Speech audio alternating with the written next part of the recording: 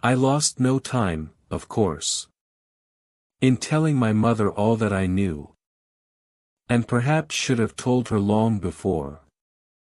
And we saw ourselves at once in a difficult and dangerous position. Some of the man's money, if he had any, was certainly due to us.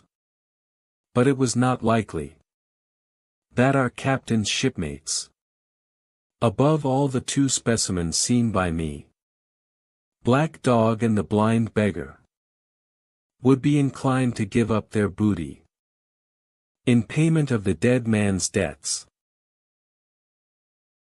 The captain's order to mount at once and ride for Dr. Livesey would have left my mother alone and unprotected, which was not to be thought of. Indeed, it seemed impossible for either of us to remain much longer in the house. The fall of coals in the kitchen grate, the very ticking of the clock, filled us with alarms. The neighborhood, to our ears, seemed haunted by approaching footsteps.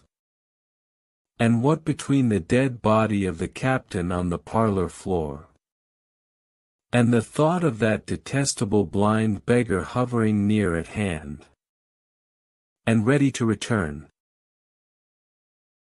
there were moments when, as the saying goes, I jumped in my skin for terror. Something must speedily be resolved upon, and it occurred to us at last to go forth together and seek help in the neighboring hamlet. No sooner said than done.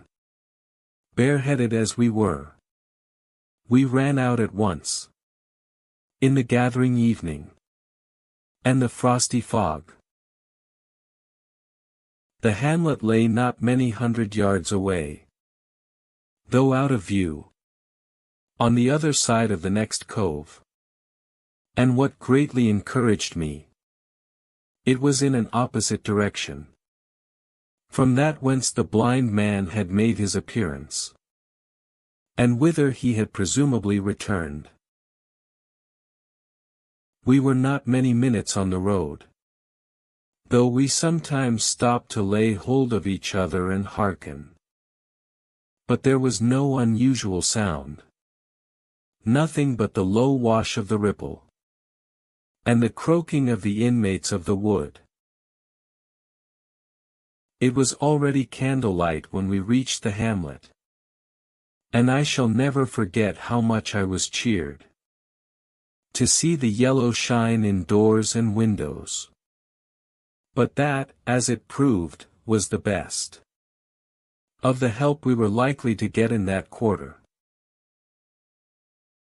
For, you would have thought men would have been ashamed of themselves.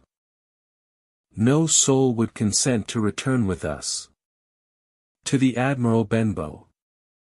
The more we told of our troubles, the more, man, woman, and child, they clung to the shelter of their houses.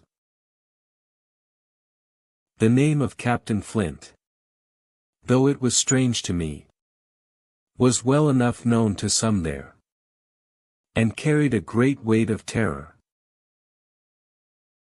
Some of the men who had been to field work on the far side of the Admiral Benbow remembered, besides, to have seen several strangers on the road, and taking them to be smugglers, to have bolted away.